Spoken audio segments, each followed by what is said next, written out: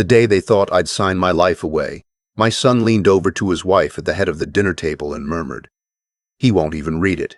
Just slide it under the property tax stuff."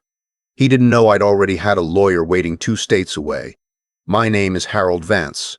I'm 68 years old.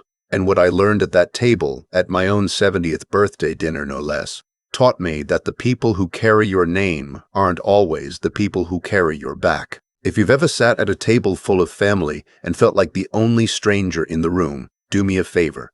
Tap that like button and tell me in the comments where you're watching from. Subscribe. Because what I did after that dinner is the part nobody saw coming. Now let me back up and tell you how a man builds a fortune, raises a son, and still ends up alone in his own kitchen. I spent 41 years running a heating and cooling company outside Cleveland. Started it in 1979 with a borrowed van and a set of tools I bought at a pawn shop on Lorraine Avenue. By the time I sold it, I had 19 trucks, a warehouse, and a name that meant something to every contractor in Cuyahoga County. People around here, when their furnace died in January, they didn't call just anybody. They called Vance. That meant something to me. Maybe more than it should have. My wife, Margaret, passed 8 months before that birthday. 44 years we were married.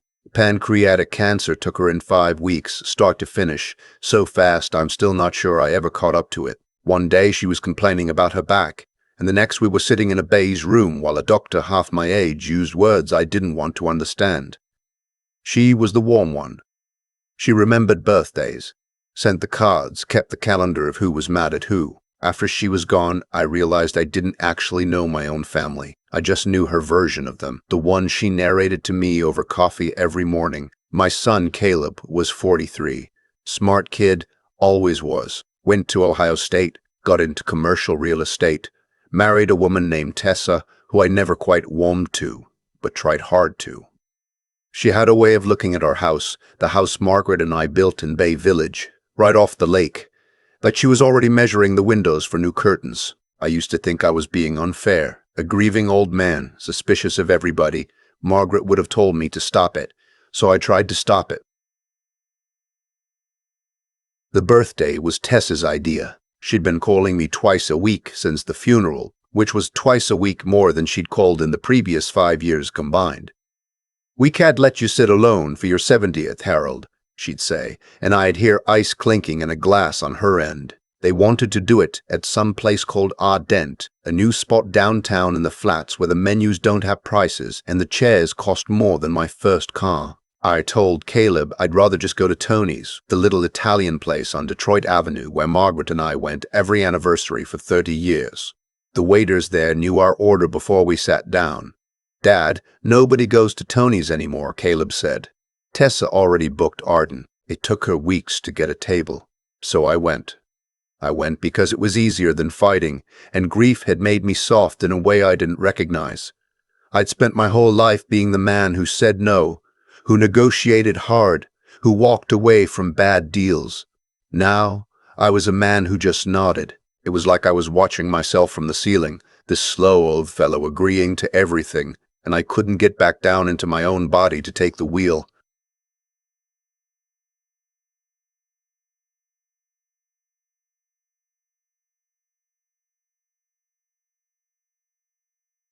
"Picked me up at safe." Tessa came to the door in a dress that probably cost what I paid my cruise in a week, and she hugged me. A quick, cold thing, her hands barely touching my back, like I was a railing she wasn't sure was painted. Caleb was on his phone in the driveway. He didn't get out of the car, just leaned out the window and said, "Happy birthday, Pop," and went right back to his screen. I went to the front closet to get my jacket. Margaret bought it for me 2 Christmases ago, a good gray wool thing, and I swear it still held a little of her in the collar, that Lily of the Valley soap she used. I stood there a second longer than I needed to, just breathing it in, and that's when I heard them through the screen door, out on the porch, thinking I was out of earshot. "Did you bring the folder?" Tessa's voice, low and quick. "It's in the car," Caleb said. "I told you, I'll handle it." After a couple drinks, he won't even look at what he's signing. He never reads anything anymore. He just signs where I point. And the locksmith? Friday, while he's at the doctor. New deadbolts, new code on the garage. By the time he figures it out, the deed transfer's already filed. I want you to understand something. I stood in that hallway with my dead wife's code in my hands, listening to my only son plan to lock me out of the house I built with these two hands. And the strangest thing happened. I didn't feel rage. Not at first. I felt a kind of cold, clean clarity, the same feeling I used to get when a subcontractor tried to pad an invoice, and I caught the math before he finished his sentence. 41 years of dealing with men who lied to my face for money had taught me one rule, and Margaret used to laugh at me for it. Never let them see what you see. Let them think they've won, and watch what they do next. So I made a decision right there, with the lily of the valley fading from my nose. I was going to play the part. I was going to be exactly the man they thought I was. The soft, sad, slow old fool who signs where you point. And I was going to let them dig the hole all the way to the bottom before I handed them the shovel back. I walked out onto the porch. Tessa snapped her mouth shut and pulled her lips into a smile. Caleb slid his phone away. "Ready, Pop?" he said. "Just about." I let my voice go a little vague, a little thin. I made my hand tremble on the doorknob, just slightly, the way Margaret's father's had near the end. "You know, my ears are playing tricks on me lately. I thought I heard you two say something about a locksmith." The two of them froze. Just for a half second, but I saw it. Tessa's eyes went to Caleb's, that fast, guilty flick that married people do when they share a secret. Then Caleb laughed, big and easy. "Locksmith? Pop, your hearing's getting bad." He came up and patted my shoulder, the way you'd pat an old dog. "Tessa was talking about getting our place rekeyed. We had a break-in scare last month, remember? You're mixing us up." "Oh," I said. I let my face go loose and embarrassed. Of course, I'm sorry. My mind isn't what it was. And Lord, the relief on their faces. It poured off them like heat off August parking lot. Tessa actually touched my arm and said, "It's okay, Harold. That's what we're here for. To take care of you." She said it so sweetly that for one terrible second I almost believed she meant it, and that more than anything told me how dangerous they were. Here's what they didn't know. 2 years before, Caleb had come to me at this very kitchen table, white as a sheet, and told me a deal had gone sideways. He'd over-leveraged on a strip mall in Strongsville, and a hard money lender was about to take everything. He needed $300,000, or he'd lose the house, the cars, Tessa would leave him, the whole thing. He cried at my table. My son, a grown man, cried, and I did what any father does. I wired him the 300 grand the next morning, money Margaret and I had set aside for the long retirement we were supposed to have, the trips, the motorhome she wanted. I never saw a dollar of it again, and I never asked, because that's what family does. I found out later, much later, that there was never any lender. He'd lost it at a casino in Detroit, the MGM. He'd been driving up there twice a week for years.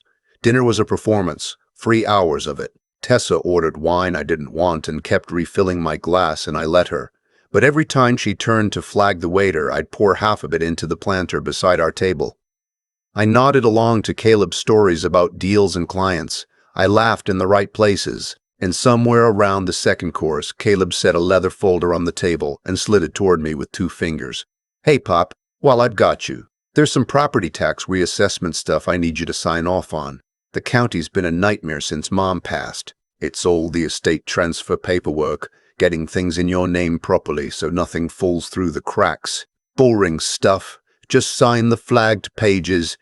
There were little yellow tabs sticking out of the folder. "Sign here. Sign here. Sign here." I opened it.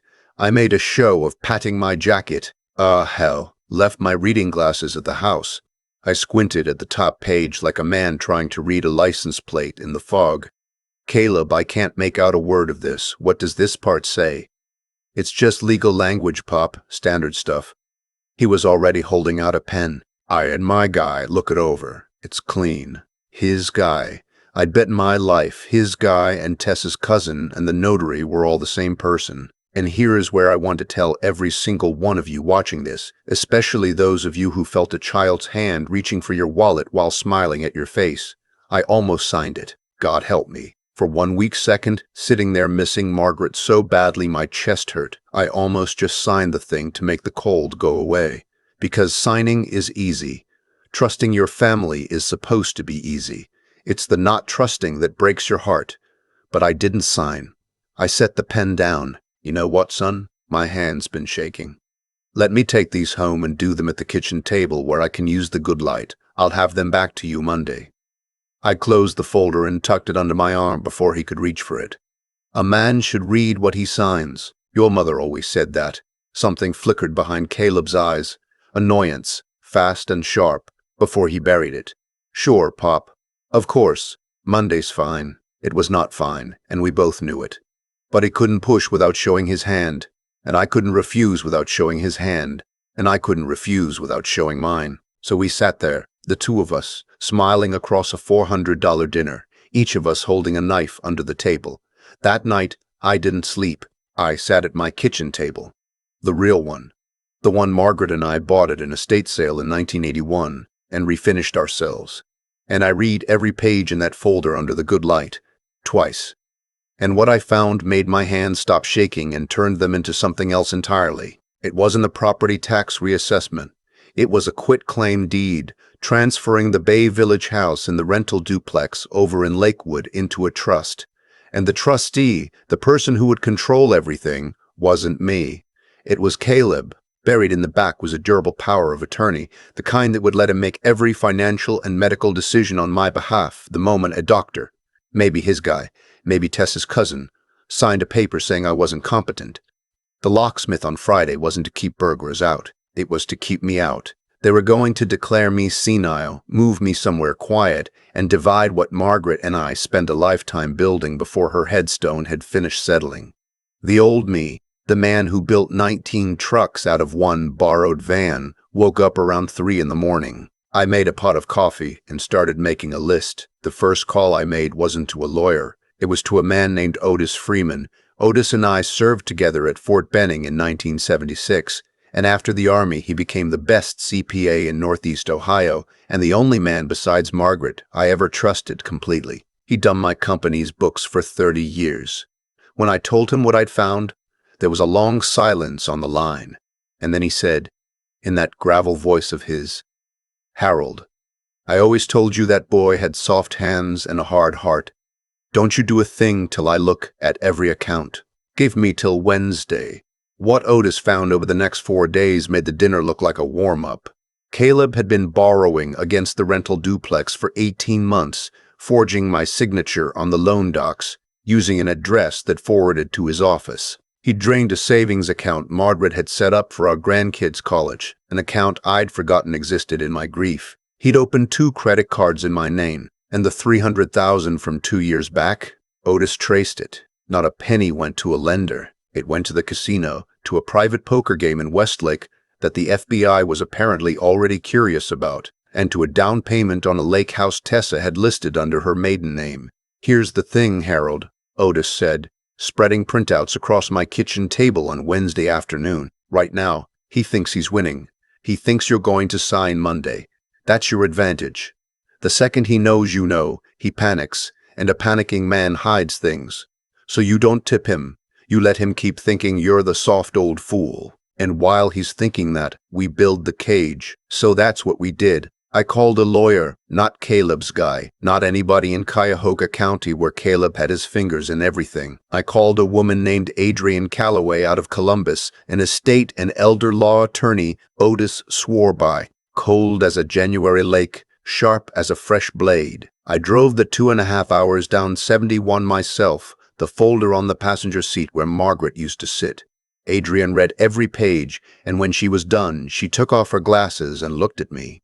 "Mr. Vance, I have to ask you some questions, and I need you to answer them like the businessman who built that company, not the father. Do you want to protect your son, or do you want to protect what you and your wife built?"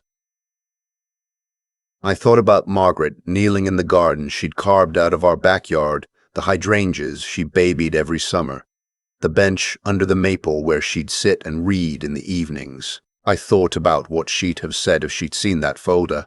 "I want to protect what we built," I said, "whatever's left of it." "Then here's what we do," she said, and she laid it out. First, I revoked the existing power of attorney, the one Caleb had me sign years ago, back when Margaret was sick, and I'd have signed anything to keep my hands busy. I never realized he'd kept the original active. We filed a new one naming Otis. Then we set up a new irrevocable trust with Adrian and a bank as co-trustees and quietly moved the deeds, the accounts, everything out of Caleb's reach and into a structure he couldn't touch without my living signature and two other people's. We froze my credit. We documented the forged loan against the duplex, the drained college account, the credit cards. Adrian had a forensic handwriting expert verify the forgeries. Otis had the bank records. We built a case so airtight that when it was done, it didn't matter what Caleb knew or didn't know. The house was a fortress, and he was already locked outside. And then I did one more thing, and I'll admit it wasn't strictly necessary. It was for me. I scheduled a competency evaluation, a real one, with a real geriatric psychiatrist in Columbus, the kind that holds up in court. I scored, in her words, exceptionally well for a man of any age. She gave me a signed, sealed letter attesting that Harold Vance was of completely sound mind and judgment. I had Adrian make 6 certified copies. I wanted that paper in my pocket when the time came. Monday came. Caleb texted at 9 in the morning. "You good with those papers, Pop? Want me to swing by?" I texted back, "Come for dinner Friday. Bring Tessa. I'll have everything ready." Friday, the day of the locksmith. The day they thought I'd be at the doctor while they changed my locks. I wanted them at my table for that. They showed up at 6:30, all smiles. Tessa brought a grocery store pie like she was doing me a favor. Caleb had that look a man gets when he thinks the deal is closed and he's just there for the handshake. We sat in the dining room under the chandelier Margaret picked out in 1992. I'd set 3 places, and 1 extra with no plate. "Who's the empty seat for, Pop?" Caleb asked, easy, reaching for the breadbasket. The doorbell rang. I stood up slow, the way they expected me to, and shuffled to the door. When I opened it, Adrian Calloway walked in a charcoal suit, carrying a briefcase, followed by Otis. I watched the color drain out of my son's face one shade at a time, like a man slowly realizing the floor he's standing on isn't there. "Caleb, Tessa," I said, and I let the vague old man fall off me like a coat I'd been wearing too long. My voice came out the way it used to in a negotiation, level and low. "This is my attorney, Miss Calloway, and you know Otis. Sit down, both of you. You're going to want to be sitting for this."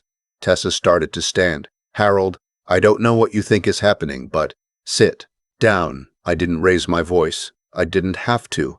41 years of running crews, you learn how to say 2 words that nail a man to a chair. She sat.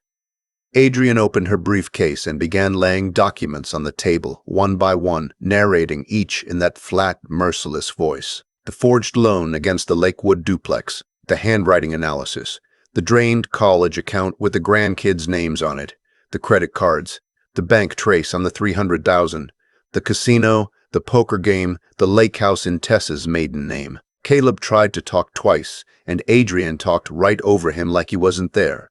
"Mr. Vance, the elder," she said, meaning me, "is prepared to file a report with the Cuyahoga County Prosecutor's Office Monday morning. Financial exploitation of an elder, forgery, and fraud are felonies in the state of Ohio. Given the dollar amounts, your son is looking at multiple counts, each carrying significant prison time." She slid one more paper across. "Or, he signs this. It was a confession of judgment and a repayment agreement. Every dollar back. The $300,000, the forged loans, the college account, plus interest. The lake house deeded to me to cover the gap, since they couldn't pay cash, and a permanent, notarized acknowledgement that no power of attorney, no trust, no claim of any kind existed in his favor." Caleb looked at me, and for the first time all night the mask was completely gone, and I saw the boy I'd taught to ride a bike on Cahoon Road, and the man who'd cried at my table over a lie. Both of them were in there, and neither one could look me in the eye. "Dad," he said, and his voice cracked. "Dad, you don't understand. The debts there are people I owe. Dangerous. I understand more than you ever gave me credit for," I said. That was always your mistake, son. All of you. You looked at a quiet old man and thought quiet meant simple. Your mother knew better. She used to say I was the most stubborn, dumb-acting smart man she ever met. My throat tightened, but I held it. She trusted you. She'd be sitting in this chair right now, defending you if she were alive, and you would have robbed her blind too. Tessa was crying. The ugly kind. The kind that's mostly for yourself. Caleb signed. His hand shook so badly the signature barely looked like his. Then Tessa signed. And then they got up, and there was nothing left to say, and they walked out of the house I'd built, and Caleb stopped at the door and turned around like he was going to say something, and I just looked at him, and he didn't. The locksmith showed up at 7:15, right on schedule. Caleb's locksmith, the one he booked to change my locks. I'd called the man Wednesday and explained the situation. He was a decent fellow, embarrassed by the whole thing. I paid him for his time and his trouble, and I had him change the locks anyway. All of them. New deadbolts, new garage code, the works. Just not for the reason my son intended. The repayment came through over the following months. The lake house sold. The accounts were made whole. I never pressed the criminal charges, and I want to be honest with you about why. Because it isn't the noble reason you might think. It wasn't mercy. It was Margaret. I couldn't put her son in a prison cell and live with her face when I closed my eyes at night. Adrian thought I was a fool. Maybe I was. But there's a difference between justice and revenge, and I'd had enough revenge to last me. I wanted justice, and I got it, and then I wanted peace. Caleb and Tessa moved to Arizona. The poker game in Westlake got raided 8 months later, and his name was in the paper, which is how I learned he'd kept gambling right up to the end. We don't speak. He sends a card at Christmas addressed in Tessa's handwriting, and I don't open them. I'm not proud of that. It's just the truth. Here's the part nobody planned, including me. The $300,000 I recovered, plus the equity from that lake house, came to just shy of $500,000 by the time it all settled. Money I never expected to see again. Money that had cost me a son. I sat at Margaret's kitchen table for a long time trying to figure out what a man does with money like that, money soaked in that much loss. And I remember the oncology floor at the Cleveland Clinic. Those 5 weeks. I remembered the families in the waiting room. The ones who weren't like us.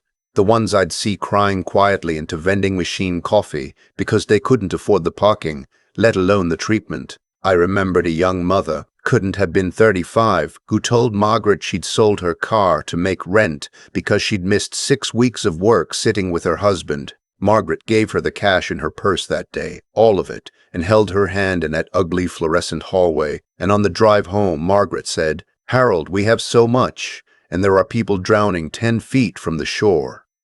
So I called Adrian one more time, and we set up a foundation, the Margaret Bands Fund. It pays for lodging, parking, groceries, and lost wages for working families with a loved one in cancer treatment at the clinic. Not the medical bills. There are bigger charities for that. Just the small, crushing things nobody thinks about. The parking, the gas, the week of pay you lose sitting in a beige room while a doctor half your age says words you don't want to understand. We funded the first families last spring. A woman came up to me at the little ribbon cutting, a daughter whose father was in treatment, and she shook my hand and asked who Margaret was. I told her. I told her about the garden and the hydrangeas and the bench under the maple and the way she'd give a stranger every dollar in her purse. The woman cried, and then I cried, and it was the first time since the funeral that crying didn't feel like drowning. It felt like coming up for air. My son thought the prize was the house, the deeds, the accounts, the lake property, all the things you can put your name on and lock behind a new deadbolt.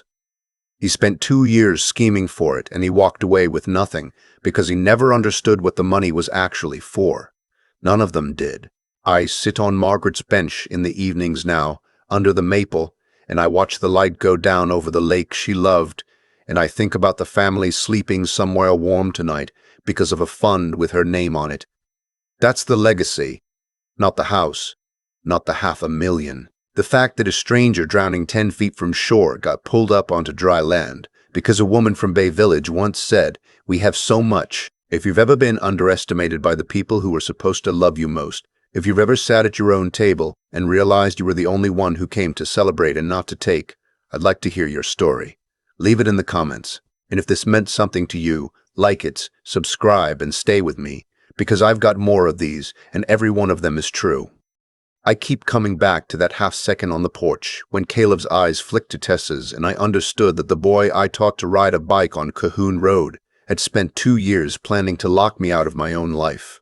None of this came out of nowhere. A man doesn't wake up one morning and decide to forge his father's name. It builds, one small surrender at a time. It built the day I wired him $300,000 without asking a single question, because I was afraid that asking might make me look like I didn't trust my own son. It built every time I nodded instead of reading, every time I let easier win over right.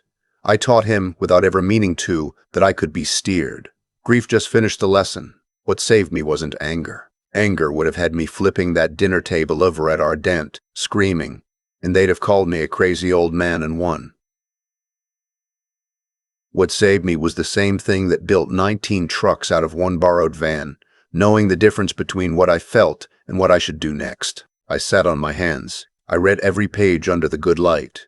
I called Otis instead of a lawyer first, because a man who understands the money understands the truth. Thinking clearly when your heart is breaking is the hardest work there is, and it is the work that decides whether you end up protected or robbed. But clear thinking alone wasn't enough either. There were nights between that dinner and that Friday when I wanted to just sign the papers and disappear into my grief. Because fighting your own child is a special kind of tired. What carried me through was something quieter than courage. It was refusing to lie down. Margaret used to call me the most stubborn, dumb-acting smart man she ever met.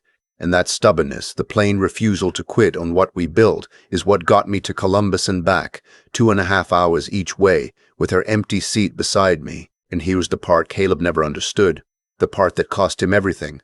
The money was never the prize. I had the law on my side, the evidence to put him in a cell, and I chose not to. Not because I'm soft, but because I couldn't build my peace on my son's ruin and still face Margaret when I close my eyes. Doing right when no one would have blamed you for doing worse. That is the only inheritance worth leaving. Caleb chased the deeds and the accounts and walked away with nothing because he weighed a house against his own father and thought the house was heavier. I'm 70 years old. I've learned you can lose almost everything and still come out richer as long as you keep your judgment sharp, your spine straight, and your conscience clean. Those 3 things nobody can forge.